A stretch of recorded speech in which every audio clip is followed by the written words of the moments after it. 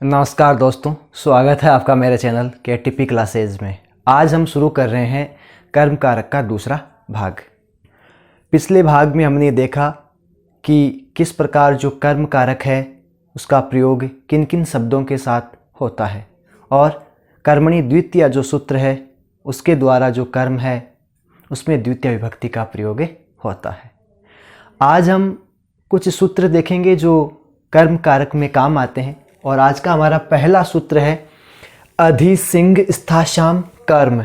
अधिसिंग स्थाश्याम कर्म। देखिए दोस्तों, इस सूत्र का मतलब क्या है। यह सूत्र कहता है कि यदि अधि उपसर्ग लगा हो, ध्यान देने योग्य बात है और ये बहुत ही ज़्यादा महत्वपूर्ण है। ये कक्षा 10 से लेके और कई प्रतियोगी परीक्षाएं, रिट जैसी परीक्षाओं में ये पूछा जाता है ये प्रश्न। अगर अधि क्या हो, अधि उपसर्ग हो, आप ये जानते हैं कि उपसर्ग जो होते हैं वो धातु और शब्दों के आगे ही लगते हैं। अगर आगे अधि उपसर्ग लगा हुआ है और अधि उपसर्ग के बाद तीन धातुओं की बात की जा रही है, अगर अधि उपसर्ग के बाद सिंह धातु या स्था धातु या आस धातु हो, यदि अधि उपसर्ग लगा हो आगे और अधि उपसर्ग के पीछे सिंह धातु हो सकती है, स्था धातु हो सकती है और आस धातु हो सकती है, तो क्या होगा। अगर अधि उपसर्ग के बाद इनमें से कोई भी धातु आती है तो वाक्य में जो आधार होगा, ध्यान देने योग्य बात है, वाक्य के अंदर जो आधार होगा उस आधार की कौन सी संज्ञा हो जाएगी, उस आधार की कर्म संज्ञा हो जाएगी। कर्म संज्ञा का मतलब है कि वाक्य में जो आधार होगा, आधार को आप यूं समझ लीजिए कि जैसे मैंने कहा कि राम जो है वो सिंहासन पर बैठते हैं। किस पर बैठते हैं? सिंहासन पर बैठते हैं। अब आप देखिए बैठने का आधार क्या है, किस पर बैठते हैं वो सिंहासन पर बैठते हैं। तो जो आधार होता है वाक्य में उसमें क्या होती है, उसकी कर्म संज्ञा हो जाती है। मतलब आधार में कौन सी विभक्ति लग जाती है, आधार में कर्म संज्ञा का मतलब होता है कर्म में विभक्ति कौन सी होती है, कर्म में द्वितीय विभक्ति होती है। इसका मतलब वाक्य में जो आधार रहेगा उस आधार की कर्म संज्ञा हो जाएगी, तो उसमें कौन सी विभक्ति लग जाएगी, द्वितीय विभक्ति लग जाएगी। देखो सामान्य तौर पर जैसे आधार जो होता है, आधार में सप्तमी विभक्ति लगती है, अर्थात आधारो अधिकरणम सूत्र जो होता है कि जो बस किसी भी चीज़ का आधार जो है उसमें सामान्य रूप से सप्तमी विभक्ति होती है।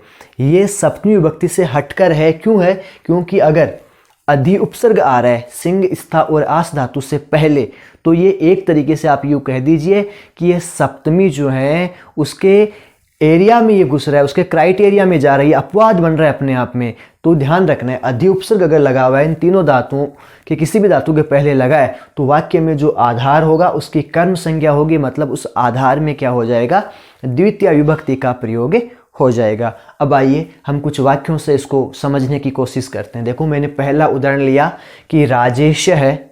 आप जानते हैं कि राजेश कौन है, वाक्य का कर्ता है। कर्ता में कौन सी विभक्ति होती है, प्रथमा होती है। भाई जो काम कर बैठेगा कौन, राजेश, तो जो बैठने वाला व्यक्ति है वो तो करता है, काम को कर रहा है। तो देखिए राजेश है उत्पीठी काम, राजेश है उत्पीठी काम अधितिष्ठति। राजेश जो है वो टेबल या मेज पर बैठता है। किस पर बैठता है, टेबल या मेज पर बैठता है। तो बैठने का काम राजेश ने किया, ये कर्ता हो गया, तो इसमें विभक्ति हो गई कौन सी, प्रथमा। अब देखिए किस पर बैठ रहा है, वो टेबल पर बैठ रहा है। तो यहाँ पर बैठने किस पर बैठ रहे हैं, टेबल पर, तो ये क्या हो गया, ये आधार हो गया।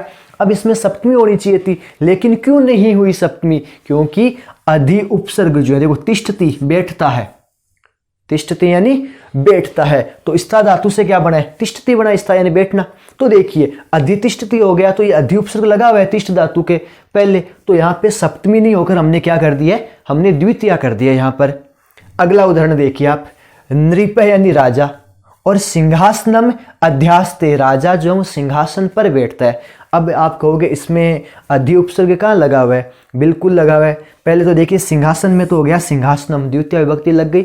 अब देखिए अध्यास्ते बना कैसे, ये अध्यास्ते बना है, इसमें संधि हुई है, देखिए इसमें यण संधि हो गई, अधि धन आस्ते। आस धातु से क्या बन गया, आस धातु से क्या बन गया, आस्ते, अध्यास्ते। तो देखिए अब इसमें हो गई यण संधि, ठीक है। और यण संधि से क्या हुआ, यहाँ पे जो ये आदेश हुआ, आगे आ था तो ये का क्या हो गया, या हो गया। तो इसमें भी देखिए अधिधन आस्ते था शब्द यहाँ पे, तो आस धातु के आगे क्या लगा, अधि उपसर्ग लगा। तो इस कारण यहाँ पे क्या हो गई, यहाँ पे द्वितीय विभक्ति हो गई। अगला आप देखिए, अगला वाक्य देखिए कि राम है क्षयाम अधिशेते, राम सैया पर क्या करता है, सोता है। भाई सिंह धातु से तो बना है सेते, तो देखिए सिंह धातु के पहले क्या आ गया, अधि उपसर्ग आ गया, इसलिए यहाँ पे सैया से क्या बन गया, क्षयाम बन गया। अब देखिए यहां से एक बड़ा महत्वपूर्ण प्रश्न बनता है, अगर मान लीजिए परीक्षा में यहां पे ये रिक्त स्थान आ जाए, जहां मैंने इन तीनों को रेखांकित किया है, जो मैंने रेखांकित कर रखे हैं, इन रेखांकित के स्थान पर मान लीजिए परीक्षा में रिक्त स्थान आ जाए, ठीक है, और ये जो शब्द जैसे यहाँ आ गया, ये रिक्त स्थान और कोष्टक में दे दिया इधर सैया, इधर दे दिया उत्पीठिका और इधर दे दिया सिंहासन, और अधि उपसर्ग लगा हुआ है, तो हमें क्या करना है, हमें द्वितीय विभक्ति कर देनी है। अगर मान लीजिए अगले ने दे दिया राम है, इधर कोष्टक में इधर पीछे दे दिया कि सैया और अधि उपसर्ग नहीं दिया, केवल शैत्य दे दिया, तो हमें क्या करना है, हमें इसका सप्तमी हमें करना पड़ेगा, सप्तमी विभक्ति हमें प्रयोग करनी पड़ेगी। तो ये था अधि सिंह स्था शाम कर्म। अगर अधि उपसर्ग लगा हुआ है सिंह स्था और आस धातु के, तो वाक्य में जो आधार होगा, जिस पर कर्ता बैठेगा या जिसका आधार कर्ता लेगा, उसमें द्वितीय विभक्ति का प्रयोग होता है। एक तरीके से ये जो आधार, जो अपना अधिकरण कारक है, ये उसका अपवाद स्वरूप है, ये हमें ध्यान रखना होगा।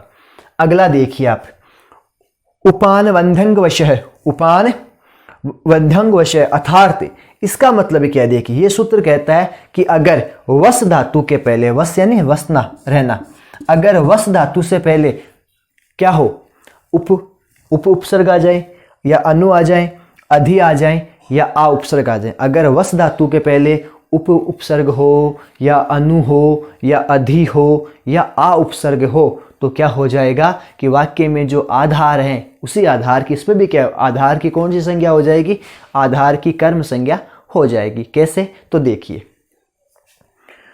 हमने लिया कि राम है नगरम, राम है नगरम, और मान लीजिए आ गया उपवस्ती, वस धातु के आगे उपसर्ग लगा तो क्या बन गया, उपवस्ती। अब परीक्षा में मान लीजिए आ गया राम है रिक्त स्थान उपवस्ती, और कोष्टक में हमें दे दिया नगर, तो हमने क्या कर दिया, हमने नगरम कर दिया। क्यों किया, क्योंकि यहाँ पे उपवस्ती आया था। अगर उपवस्ती की जगह अनुवस्ती आए तो भी नगरम करेंगे, अधि उपसर्ग लगा आ जाए, अधिवस्ती आए तो भी नगरम करेंगे, और अगर आवस्ती आ जाए तो भी हम क्या करेंगे, नगरम करेंगे। मतलब आधार जो है, देखिए राम नगरम उपवस्ती, राम जो है वो नगर के पास रहता है, किसके पास रहता है, नगर के पास रहता है, तो उसका रहने का आधार क्या हो रहा है, नगर के पास, तो नगर में हमने क्या कर दी, द्वितीय विभक्ति का प्रयोग कर लिया।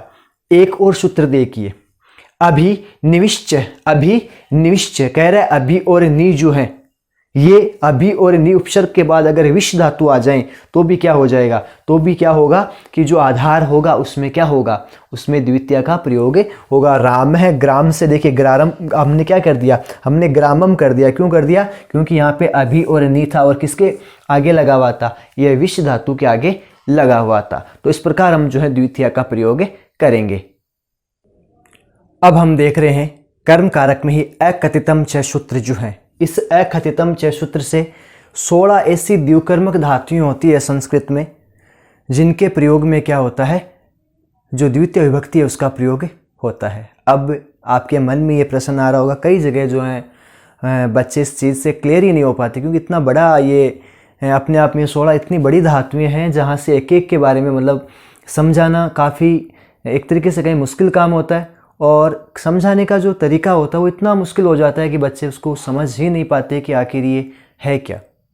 आज मैं आपको इन 16 द्विकर्मक धातुओं के बारे में इतना आसानी से समझा रहा हूँ कि आप इनको कभी भी नहीं भूलेंगे। देखिए 16 द्विकर्मक धातुएं होती है संस्कृत में, और जब इनका प्रयोग वाक्य में होता है तो आप एक चीज़ समझिए, द्विकर्मक इसका मतलब जहाँ ये धातुएं होगी, जहाँ ये 16 धातुएं होगी, उस वाक्य में कितने कर्म होंगे ये आप इनके नाम से ही समझ गए होंगे कि जिस भी वाक्य में इनमें से कोई भी धातु, इन 16 द्विकर्मक धातुओं में से कोई भी धातु जहाँ काम में आएगी, उस वाक्य में निश्चित रूप से क्या होंगे, 2 कर्म होंगे। ठीक है, अब देखिए 2 कर्म होंगे, 2 का मतलब एक तो हो जाएगा उसमें से कौन सा कर्म, मुख्य कर्म, और आप जानते हैं कि जो मुख्य क्रम होता है उसमें तो कर्मणि द्वितीया सूत्र से कौन सी विभक्ति होती है?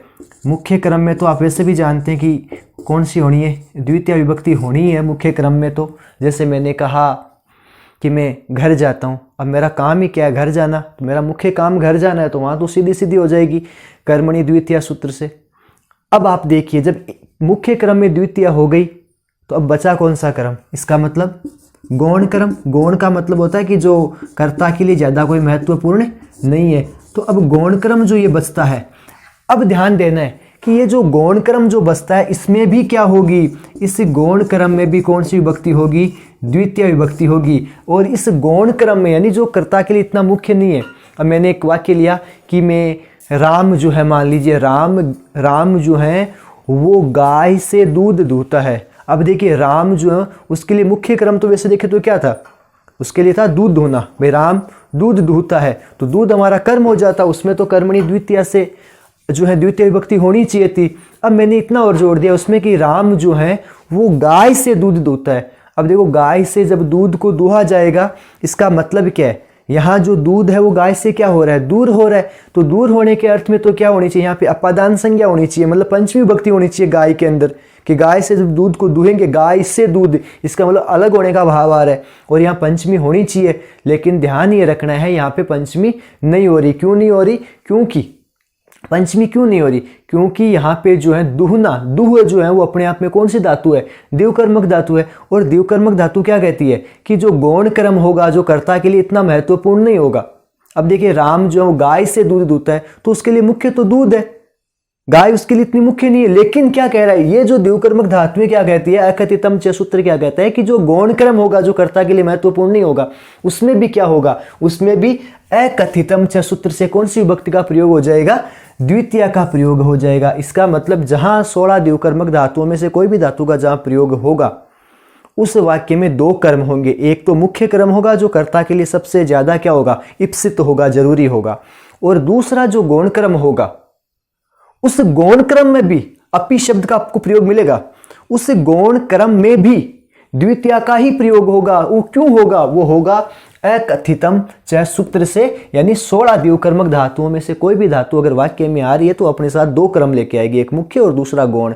मुख्य में तो कर्मणि द्वितीय से द्वितीय होनी है, और जो गौण क्रम है उसमें क्या होगा? उसमें अकथितम च सूत्र से द्वितीय होगी। अब आप समझ गए होंगे। अब मैं आपको थोड़ा सा स्पीडली जो है मैं आपको लेके चलता हूं ताकि जो हमारा चैप्टर है ये समय पर पूरा हो सके। अब देखिए मैंने पहला उदाहरण लिया, पहली धातु ली है दुह धातु का मतलब होता है दुहना।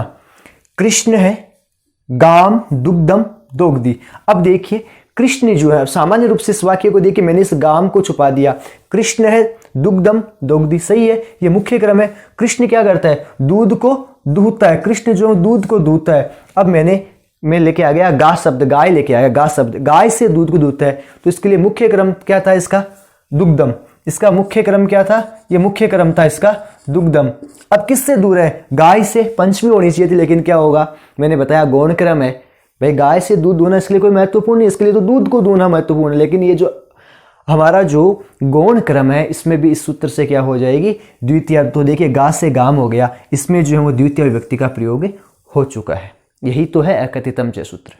अगला देखिए याच का मतलब होता है मांगना। जो सेवक है वो राजा से क्षमा मांगता है, तो देखिए इसके लिए मुख्य काम था क्षमा को मांगना, लेकिन किससे मांगता है? राजा से मांगता है। तो यहाँ राजा में क्या हुई है? अकथितम च सूत्र से द्वितीय हुई है। और यहाँ द्वितीय आपको दिख ही रही है, यहाँ भी द्वितीय और यहाँ भी द्वितीय। पच का मतलब होता है पकाना। राधा जो है वो क्या करती है? वो चावलों से किसको पकाती है? भात को पकाती है। तो राधा के लिए भात को पकाना महत्वपूर्ण है, तो भात में तो पहले से ही द्वितीय हो गई है कर्मणि द्वितीय से। लेकिन वो किससे पकाती है? वो तंडुलान चावल के जो दाने होते हैं। अब आप कहोगे इसमें तो हमें कहीं द्वितीय नजर ही नहीं आ रही। इसमें देखिए इसमें सब में मैं दिख रहा है, अनुस्वार यहाँ तो है ही नहीं, ये तो कौन सी विभक्ति है? आप एक चीज सोचिए, अगले ने ये कहा है कि द्वितीय विभक्ति होगी, अगले ने ये तो नहीं कहा ना कि द्वितीय का एक वचन होगा या उसका द्विवचन होगा। अब एक चावल के दाने से तो भात पकाया नहीं जा सकता, तो ये क्या है? द्वितीय। द्वितीय का कौन सा वचन है? द्वितीय का बहुवचन है। कैसे? देखो बालक है, बालको बालका, ये कौन सी होगी? प्रथमा। बालकम बालको बालकान, बालकम बाल को बालकान, तो बाल जब ये देखिए ये द्वितीय का बहुवचन, ठीक है। इसी प्रकार दंड से दंड देना, नृप है, राजा जो है वो दुर्जन को 100 रुपए का क्या देता है दंड, कितने रुपए का, 100 रुपए का। लेकिन अब देखिए यहाँ तो द्वितीय पहले से हो रही है, किसको, दुर्जन को देता है, तो दुर्जन में हमने क्या कर दी, ये हमारे लिए क्या था, 100 रुपए का दंड महत्वपूर्ण था, ये गौण क्रम था, तो गौण क्रम में भी क्या हो गई, द्वितीय हो गई। इसी प्रकार पृच्छ धातु पूछना, शिष्य जो है वो गुरु से क्या करता है, धर्म पूछता है, तो मुख्य काम था उसको धर्म को पूछना, तो इसमें पहले से कर्मणि द्वितीय से हो चुकी थी, लेकिन इस गुरु में भी हमने क्या कर दिया, एकथितम च से क्या कर दिया हमने, द्वितीय कर दी। इसी प्रकार रुद्ध का मतलब होता है रोकना, गोपाल जो है वो बाड़े में किसको रोकता है, गायों को, मुख्य काम था गायों को रोकना, लेकिन ये बाड़ा जो है ये भी क्या था, ये था हमारा गौण क्रम था, तो हमने इसमें क्या कर दी, द्वितीय का प्रयोग कर दिया। सब में आपको दो दो जगह जो है, हर दो जगह आपको देखिए 1 2 1 2 सब में आपको जो है वो द्वितीय विभक्ति का प्रयोग होगा। ध्यान रखना है जो गौण क्रम है उसमें भी द्वितीय होती है एकथितम च सूत्र से। 7वीं द्विकर्मक धातु हम देख रहे हैं ची, ची का मतलब होता है चुनना। अब देखिए मालाकार है, लताम पुष्पम चिनोती, मालाकार जो है वो क्या करता है, वो बेल से फूल चुनता है। अब देखो उसका मुख्य काम तो क्या है, फूल को चुनना, तो ये मुख्य क्रम हो गया, कर्मणि द्वितीय से यहाँ क्या हो गई है, द्वितीय विभक्ति हो चुकी है। लेकिन ये जो लता गौण क्रम है इसमें भी देखिए लताम हो गया, इसमें भी क्या हो गई है, एकथितम च सूत्र से द्वितीय विभक्ति हो गई है।